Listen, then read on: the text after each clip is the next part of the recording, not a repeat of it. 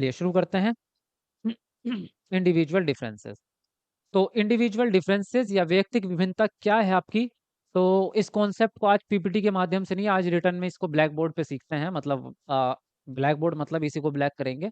तो चलिए आज मैं आपको लेके चलता हूँ थोड़ा थ्योरी में, क्योंकि ये टाइप वाली चीज नहीं थी, मैंने इसको हाथ से लिखा है सारी चीजों को। देखिए, तो यहाँ से हम इसको चीजों को समझ करके चलेंगे धीरे धीरे, ठीक है।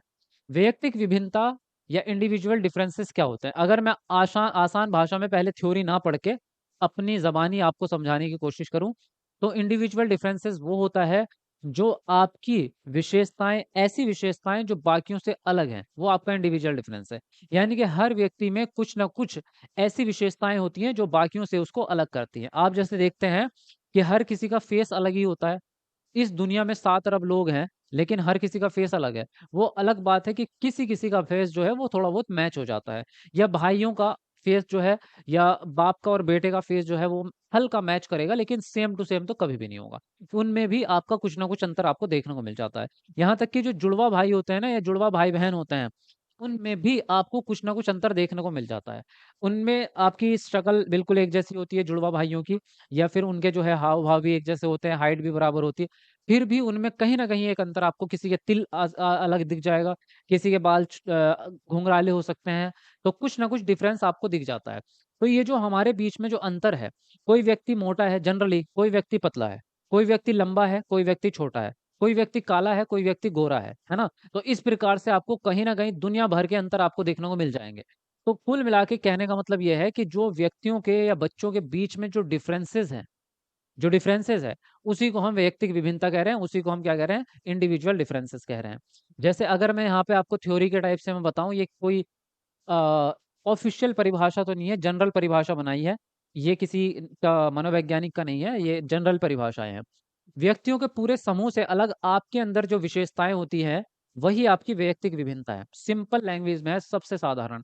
व्यक्तियों के पूरे समूह में, मान लीजिए आपका एक ग्रुप है 10 लोगों का, या क्लास है आपकी मान लीजिए 20 लोगों की। उन 20 लोगों में से कुछ ऐसी विशेषताएं होंगी आपके अंदर जो बाकियों में नहीं होगी। जैसे हो सकता है आपको आम खाने का शौक हो, बाकियों का ना हो। या हो सकता है कि आपके जो है ये हो सकता है आपकी हाइट बहुत लंबी हो जो बाकियों की नहीं होगी। तो इस तरह की भी विशेषताएं भी। या हो सकता है आपकी जो बुद्धि है वो बहुत तेज है बाकियों के अकॉर्डिंग। तो आपके अंदर कुछ ना कुछ अंतर जरूर रहेगा बाकियों से अलग। तो जो बाकियों से अलग जो आपकी विशेषता है, वही आपका इंडिविजुअल डिफरेंस पैदा कर देती है। इंडिविजुअल का मतलब ही होता है व्यक्ति। इंडिविजुअल का मतलब होता है एक इंसान, अकेला इंसान। तो इंडिविजुअल मतलब इस अकेले इंसान में क्या विभिन्नता है बाकियों से, पूरी दुनिया से अलग तेरे अंदर क्या मौजूद है। तो वो कहेगा कि मेरे अंदर जो है ये चीज अलग है, कि पहली बात तो मैं दिखता ही अलग हूँ पूरी दुनिया से। मेरे जैसा कोई दिखता ही नहीं है। पूरा शहर छान लो, मेरे जैसा कोई नहीं दिखेगा। तो मेरी सबसे बड़ी विशेषता तो यही होगी कि मेरी वैयक्तिक विभिन्नता ये है कि मेरी शारीरिक बनावट जो है वो अलग है। ये भी एक वैयक्तिक विभिन्नता है आपकी, है ना। अगर हम दूसरी परिभाषा पढ़ें, प्रत्येक व्यक्ति में अन्य से भिन्न कुछ विशेषताएं या गुण होते हैं, वही वैयक्तिक विभिन्नता है।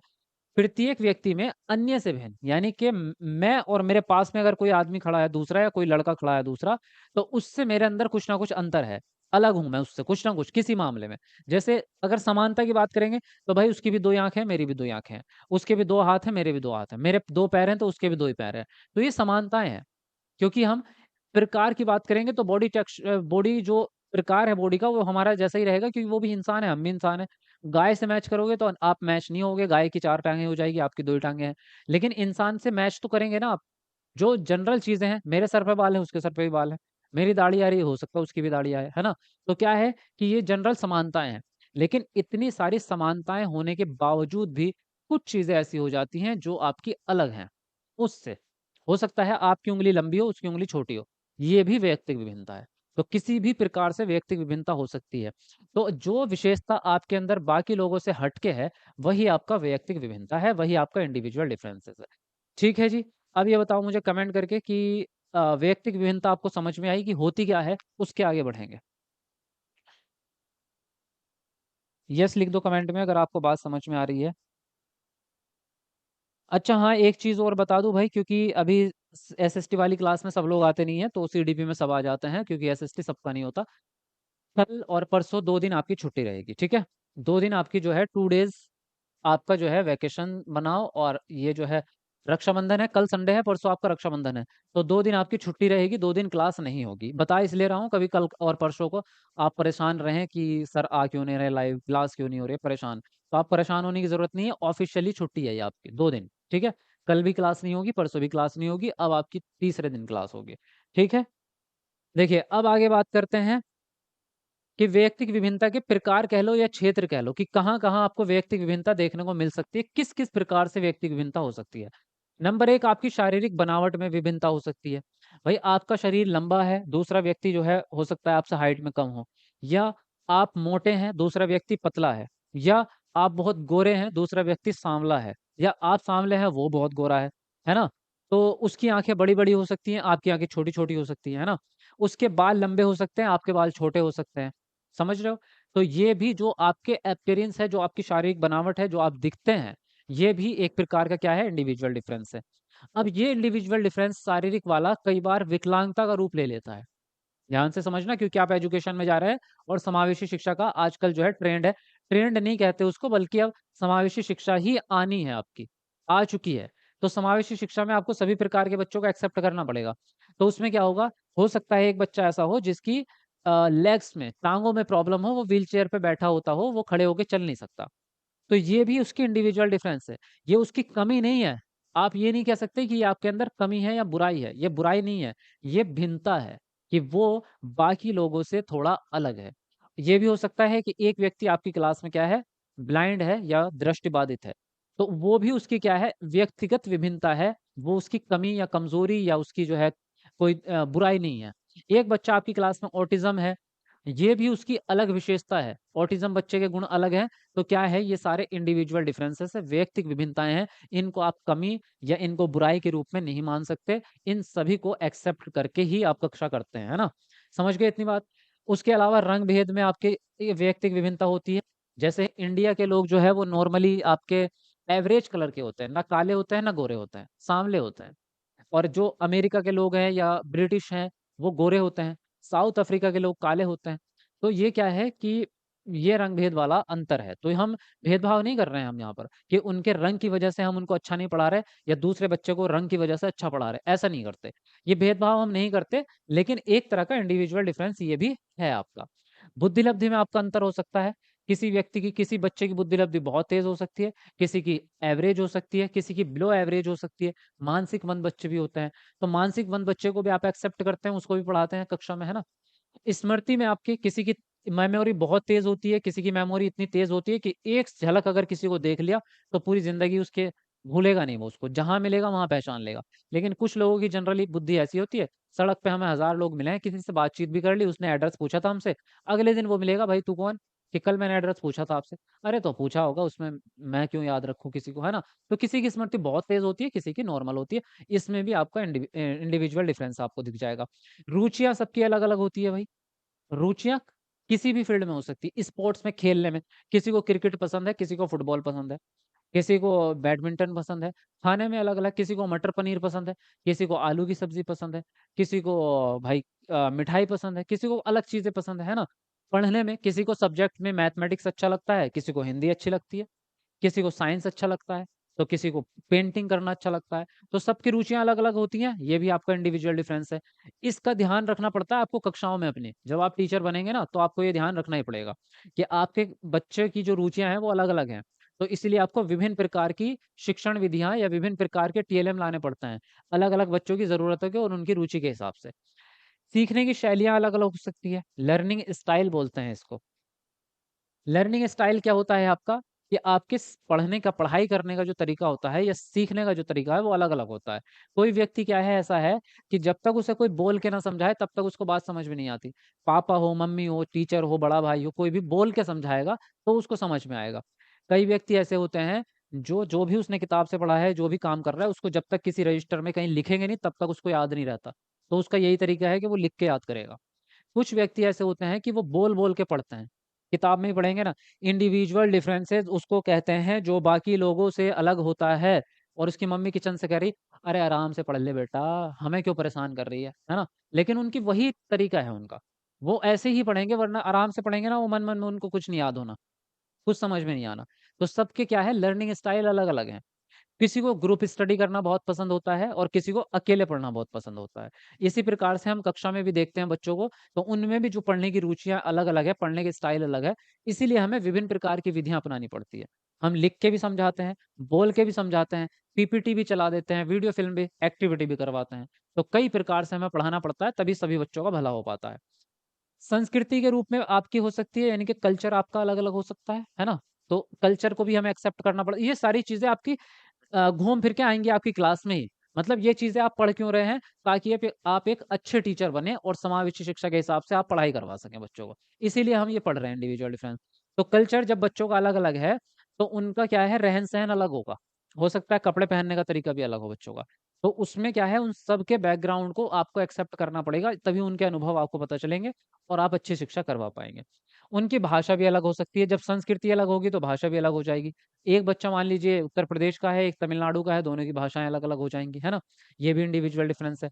धर्म भी अलग-अलग हो सकते हैं बच्चे के, तो ये भी आपका इंडिविजुअल डिफरेंस है। तो सभी धर्मों को एक्सेप्ट करेंगे, सभी की इज़्ज़त भी करेंगे आप कक्षा में, है ना? शिक्षा का स्तर अलग-अलग हो सकता है। कोई बच्चा का ज्ञान बहुत उच्च लेवल का हो सकता है, किसी बच्चे का ज्ञान कम हो सकता है। तो इसलिए हमें बच्चों के स्तर को भी ध्यान में रखना होता है कि हम जो अपना पाठ्यक्रम बना रहे हैं, वो इस स्तर का हो कि सभी बच्चे समझ में आ जाए सभी को। इसीलिए हम उसको कहते हैं लचीलापन होना चाहिए उसमें, है ना? उसी प्रकार से आपकी योग्यता में भिन्नता हो सकती है। बच्चों की योग्यताएँ अलग-अलग होती हैं, क्षमताएँ अलग-अलग होती हैं। किसी को क्रिकेट में बहुत अच्छी क्षमता है, किसी की जो है मैथमेटिक्स में अच्छी क्षमता है। तो योग्यताएँ भी सबकी अलग-अलग हो सकती हैं। सामाजिक आर्थिक स्तर होता अलग-अलग होता है। कोई बहुत अमीर समाज से आ रहा है, ज़्यादा अमीर उसके पेरेंट्स हैं। कोई बच्चा बहुत गरीब बस्ती से आ रहा है, गरीब वंचित वर्ग का बच्चा है। तो हम क्या करते हैं, सभी को एक साथ पढ़ाते हैं, सभी को अधिकार। तो इस प्रकार के और भी चीज़ें हो सकती हैं वैयक्तिक विभिन्नता में, जो आप अपने अंदाज़े से या अपने आप कल्पना कर सकते हैं। अब इसके अलावा आप लोगों के दिमाग में कौन-कौन सी वैयक्तिक विभिन्नता आ रही है, मुझे कमेंट करके बताओ। इनके अलावा बताना, जो ये मैंने बताई हैं आपको, इसके अलावा बताओ आपके दिमाग में और क्या वैयक्तिक विभिन्नता हो सकती है बच्चों के। कुछ लोग पढ़ने के लिए नहीं आते, इनफैक्ट बकवास करने आते हैं। क्यों भाई, कौन है वो लोग जो बकवास कर रहे हैं? आराम से पढ़ लो भाई, मत करो। बाकियों को क्यों परेशान कर रहे हो? अच्छा, वीडियो को लाइक तो कर दो। अभी 500 लाइक्स में भी 5 लाइक बचा रखे हैं। अब तक तो 1000 हो जाने चाहिए थे।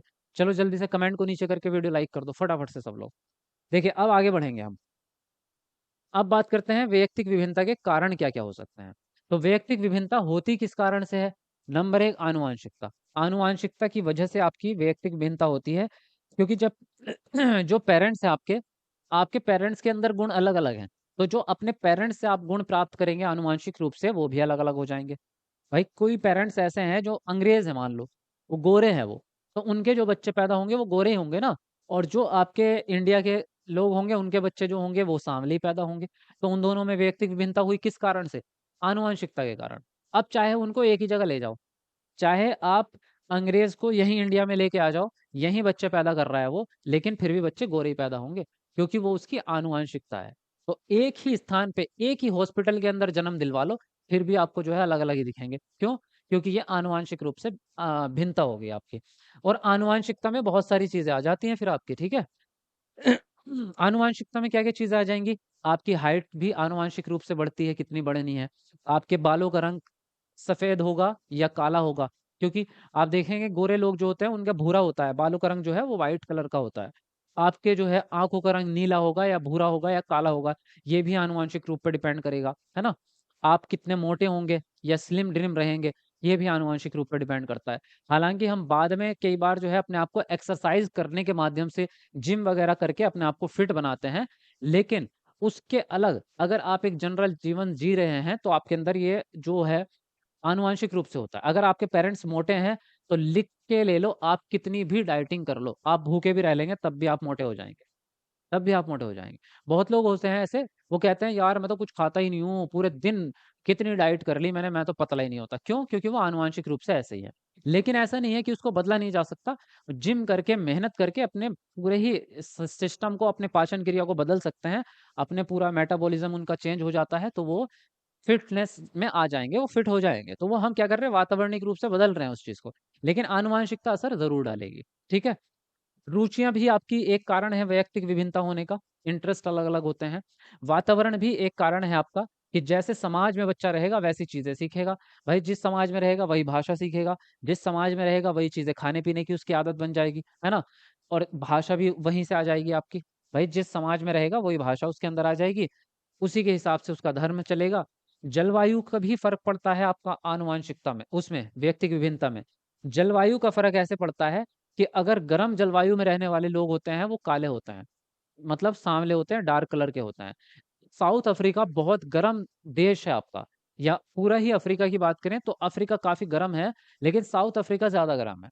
तो साउथ अफ्रीका में इसीलिए जो लोग जो है वो सांवले होते हैं। या हम भारत की बात करें तो दक्षिण भारत के लोग सांवले होते हैं, उत्तरी भारत के लोग गोरे होते हैं।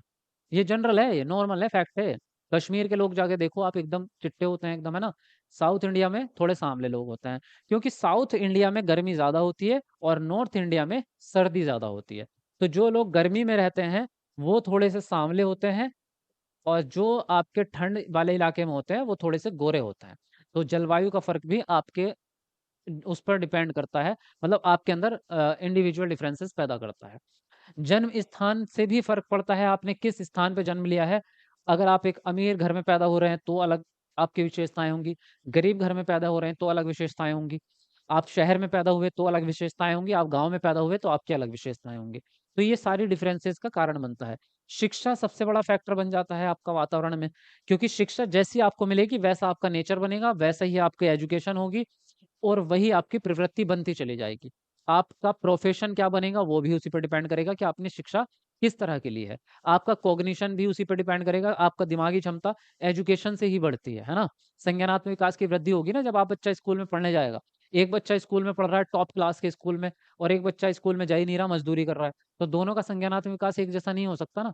तो डिफरेंस पैदा हो जाएगा। तो इन चीजों के कारणों की वजह से क्या होता है, इंडिविजुअल डिफरेंस पैदा हो जाता है, ठीक है।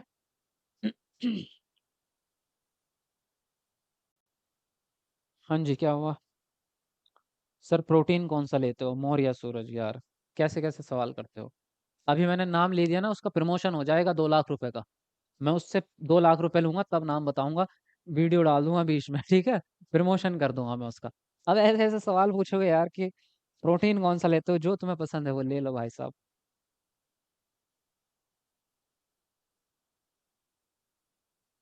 किसी किसी के पेरेंट्स मोटे नहीं होते लेकिन बच्चे मोटे हो जाते हैं, यस। तो उससे क्या होता है कि वो उनके पालन पोषण पर डिपेंड करता है। बचपन से ही जिसको बहुत ज्यादा खाने का शौक पड़ जाए, और बच्चे को डालता कौन है शौक, पेरेंट्स से डालते हैं। उसको कभी चॉकलेट दे रहे, कभी कुरकुरे, कभी आइसक्रीम, कभी लड्डू, कभी पेड़े, मतलब उसको इतना ठूस ठूस के, बच्चा कह रहा मैं नहीं खा रहा मम्मी मुझे खेलने दो। नहीं नहीं बेटा कमजोर हो जाएगा, और खा ले ले इतना सा और खा ले। उसको खिला खिला खिला के इतना कर दिया, फिर उसका पेट ही ऐसा हो गया। अब वो थोड़ा बड़ा भी हो जाएगा, तो अब उसकी भूख इतनी बढ़ चुकी है, जब आदत इतनी डाल दी कि अब वो ना चाह के भी नहीं छोड़ सकता, अब उसको चाहिए। तो इसलिए जो है वो बच्चे मोटे हो जाते हैं। तो इन चीजों का फर्क पड़ता है, क्योंकि आनुवंशिकता के साथ में वातावरण भी तो हमारा इफेक्ट डालेगा ना, दोनों चीजों से ही तो विकास होता है, ठीक है। बाकी एक कमेंट देख लेता हूँ आपकी। कहीं कहीं का पानी अच्छा होता है तो लोग गोरे हो जाते हैं। अच्छा। हमें तो आप पसंद हो सर। मैं पसंद हूँ तो अच्छी बात है, ये तो मैं पसंद हूँ तभी तो क्लास करोगे आप। मैं पसंद नहीं होऊंगा तो क्लास कैसे देखोगे।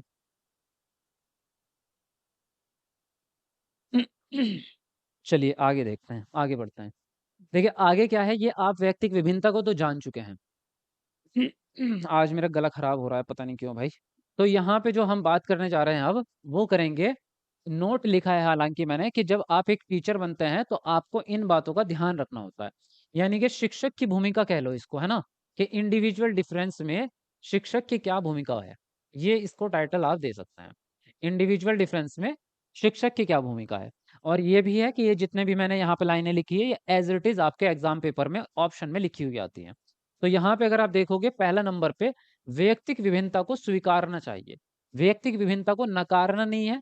वैयक्तिक विभिन्नता को, अगर आपका आ जाए कि वैयक्तिक विभिन्नता को खत्म कर देंगे तो वो निगेटिव ऑप्शन होता है आपका। वैयक्तिक विभिन्नता को अनदेखा करेंगे, लिख दूं क्या कहीं पे, आपका अनदेखा करना, या फिर खत्म करना, या फिर निपटाना, इस तरह की चीजें आ जाए, या वैयक्तिक विभिन्नता को दूर करना, ऐसा आप नहीं कर सकते। ये सारी निगेटिव चीजें हैं आपकी, ठीक है, ये निगेटिव है आपके। वैयक्तिक विभिन्नता को क्या करेंगे, स्वीकार करेंगे। जब तक आप वैयक्तिक विभिन्नता को एक्सेप्ट नहीं कर सकते, आपकी समावेशी शिक्षा बन ही नहीं पाएगी।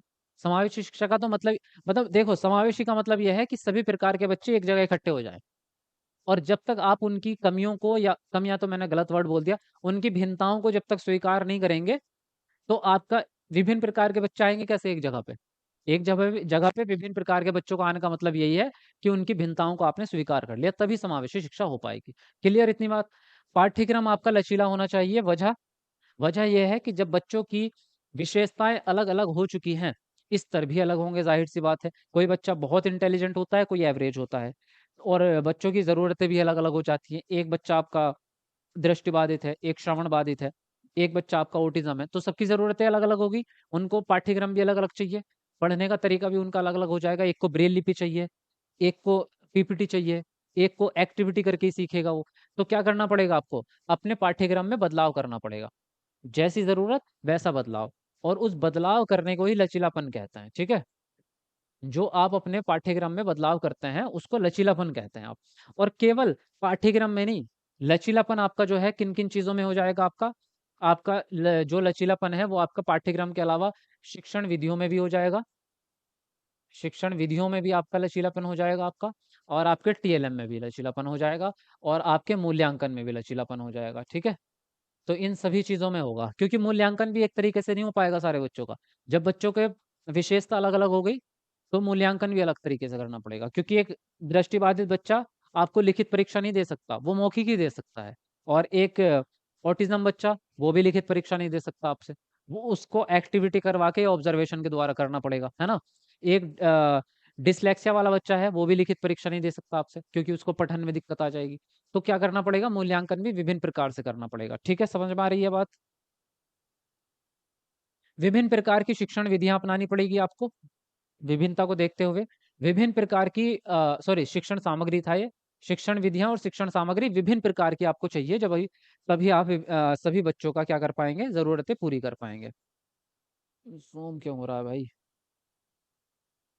हाँ, अपनेपन की भावना पैदा करेंगे आप बच्चों के अंदर, क्लास के अंदर, तभी आपकी वैयक्तिक भिन्नता पोषित हो पाएगी, या क्लास में रह पाएगी। सभी बच्चों की संस्कृति और भाषा को स्वीकारना पड़ेगा आपको, क्योंकि संस्कृति और भाषा से इंडिविजुअल डिफरेंस पैदा हो रहा है। तो सभी बच्चों की बैकग्राउंड को, जो उनका सामाजिक स्तर है, सामाजिक संदर्भ जिसको कहते हैं, उसको एक्सेप्ट करना पड़ेगा। तभी आप उसके अनुभवों का इस्तेमाल कर पाएंगे अपनी कक्षा में। उसको जो भाषा आती है उसी में बातचीत करोगे, तभी वो सीख पाएगा। विभिन्नता रुकावट नहीं है, नोट करो इसको, विभिन्नता रुकावट नहीं है, साधन है, संसाधन है। तो कई बार ऐसा लिखा आता है कि वैयक्तिक विभिन्नता होने की वजह से टीचर को पढ़ाने में बड़ी दिक्कत आती है।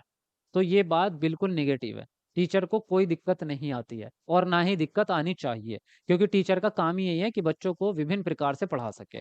तो वैयक्तिक विभिन्नता कोई रुकावट नहीं है, बाधा भी नहीं है ना। कुल मिला के ये कह सकते हैं कि ये नकारात्मक चीज नहीं है। इसको नकारात्मक ना माने आप। ठीक है। नकारात्मक नहीं है, ये गलत है आपका। सभी बच्चों को बराबर भागीदारी और अवसर देंगे आप, अगर आपकी कक्षा में वैयक्तिक विभिन्नता है। बाल विकास में वैयक्तिक विभिन्नता होना स्वाभाविक बात है। ये बाल विकास का सिद्धांत भी है, वैयक्तिक विभिन्नता का सिद्धांत, जिसमें हम ये पढ़ते हैं कि सभी बच्चों का विकास जो है अलग अलग होता है, उसकी स्पीड एक की ज्यादा एक की कम हो सकती है। इस तरह से जो है वैयक्तिक विभिन्नता